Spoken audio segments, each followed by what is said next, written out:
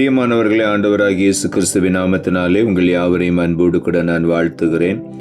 ஆண்டவர் கிருபையாய் நமக்கு கொடுத்த இந்த புதிய நாளுக்காக முதலாவது நாம் ஆண்டவருக்கு நன்றி சொல்லுவோம். சிறுமந்தையின் பெரிய மேய்ப்பன் நெருங்கி வந்து நிற்கிறார்.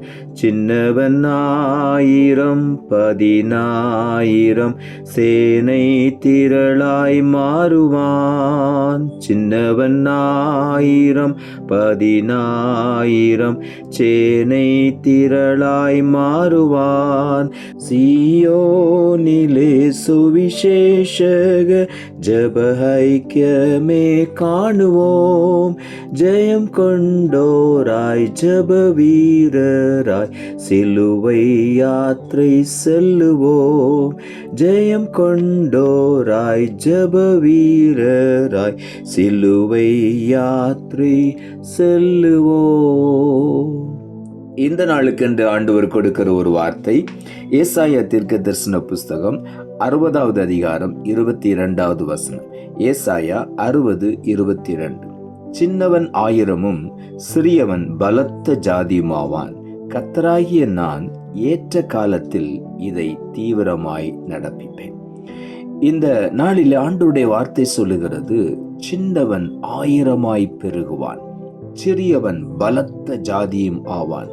கர்த்தராகிய ஆண்டவர் ஏற்ற காலத்திலே இதை தீவிரமாய் நம் ஒவ்வொருடைய வாழ்க்கையிலும் நடப்பிப்பேன் என்று ஆண்டவர் வாக்கு கொடுக்கிறார். ஆகவே ஒருவேளை நாம் பல சூழ்நிலைகளிலே சிறுமைப்படுத்தப்பட்டிருக்கலாம். சின்னவனாக என்னாலே ஒன்று முடியாது, நாம் மிகவும் எளிமையானவன், சிறுமையானவன் என்று ஒருவேளை நம்மையே தாழ்வாய் நாம் நினைத்திருக்கலாம்.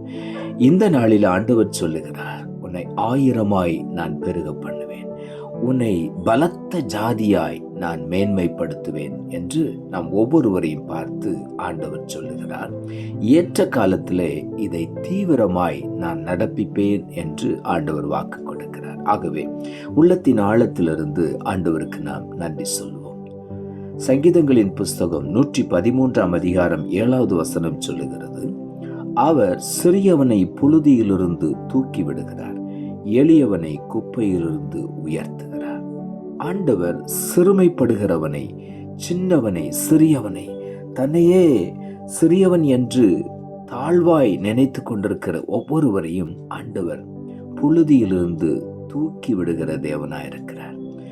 அவனை குப்பையிலிருந்து உயர்த்தி மேன்மைப்படுத்துகிற தேவனாயிருக்கிறார். யாருமே சிறுமைப்பட்டு நொறுங்கி சிறியவனாய் இருக்க ஆண்டவர் விரும்புவது இல்லை. ஆண்டவர் சிறியவனை மேன்மைப்படுத்தி உயர்த்துகிற ஒரு தேவன். பலத்த ஜாதியாய் மாற்றுவார். புழுதியிலிருந்து அவனை தூக்கிவிட்டு அவனை உயர்த்தி மேன்மைப்படுத்துவார்.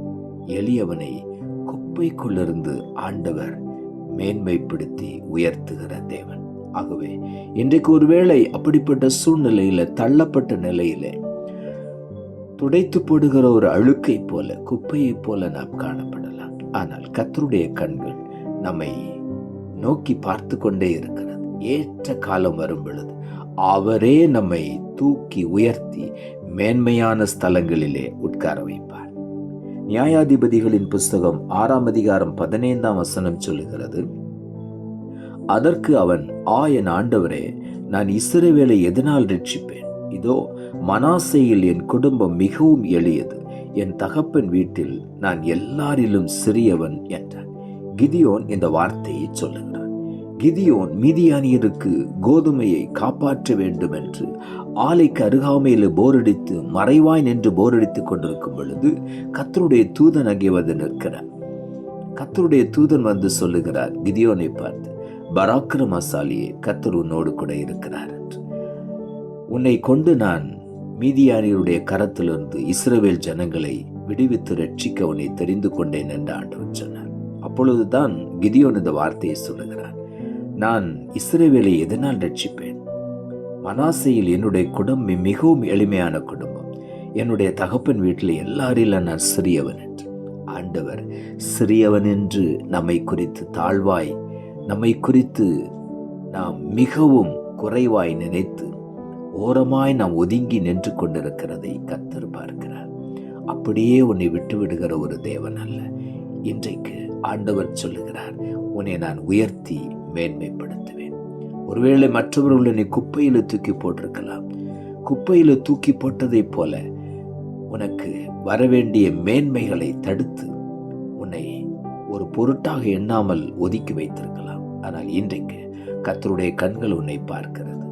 ஆண்டவர் உன்னை மேன்மைப்படுத்தி உயர்த்த போகிறார். புழுதியிலிருந்து எடுத்து உன்னை தூக்கி விடுவார். குப்பையிலிருந்து உயர்த்தி பிரபுக்களோடும் அதிபதிகளோடு உட்கார வைத்து அழகு பார்ப்பார். அதுதான் நம்முடைய தேவன். கிதியோன் மேல கர்த்தருடைய அபிஷேகம் இறங்கினது. அவன் ஒரு பராக்கிரமசாலியாய் மாறிவிட்டான். அவன் இஸ்ரவேலை மீதியானுடைய அடிமைத்தனத்திலிருந்து விடுவித்து ரட்சித்தான். கர்த்தர் அவனை பயன்படுத்தினார். அதே போல இன்றைக்கு ஒருவேளை அன்றைக்கு கிதியோன் சொன்னதை போல எல்லாரிலும் நான் சிறியவன் என்று சொல்லி உன்னை குறித்து நீ தாழ்வாய் நினைத்துக் கொண்டிருக்கலாம். ஆனால் கர்த்தர் இன்றைக்கு உன்னை மேன்மைப்படுத்தி உயர்த்த விரும்புகிறார்.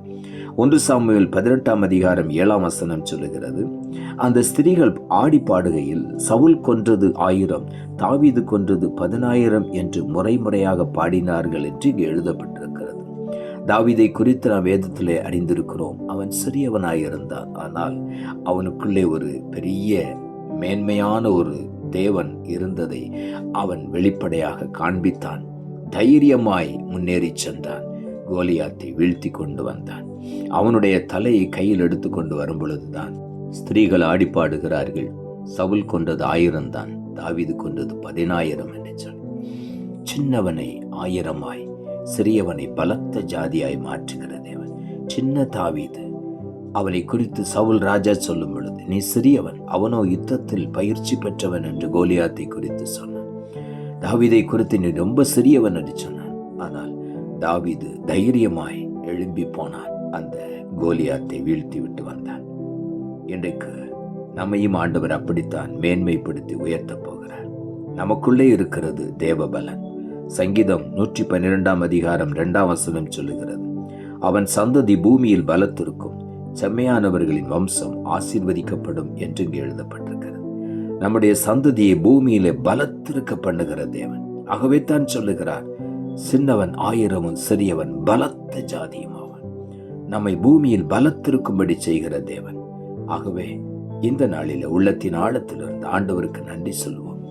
ஆண்டவர் நம்மை மேன்மைப்படுத்தி பலப்படுத்தி ஆசீர்வதித்து உயர்த்த போகிறார். இப்பொழுது இருக்கிற நிலையிலே நாம் இருக்க போவது இல்லை. நம்மை மேன்மைப்படுத்தி ஆசீர்வதிப்பார். நாம் ஜெபிப்போம். அன்புள்ள ஆண்டவரே, கிருபையா நீர் கொடுத்த இந்த புதிய நாளுக்காய் மறுபடியும் எமக்கு நன்றி செலுத்துகிறோம். ஆண்டவர் கொடுத்த ஜீவனுள்ள வார்த்தைக்காக நன்றி. சின்னவன் 1000 சிறியவன் பலத்த ஜாதியும் ஆவான்.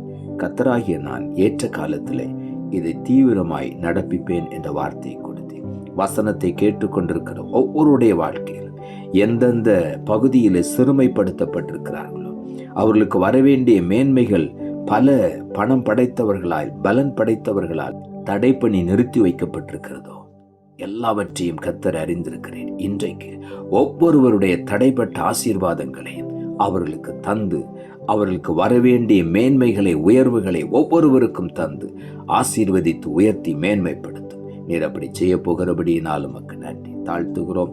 இரட்சகர் இயேசுவின் நாமத்தில் ஜெபிக்கிறோம் நல்ல பிதாவே, ஆமென்.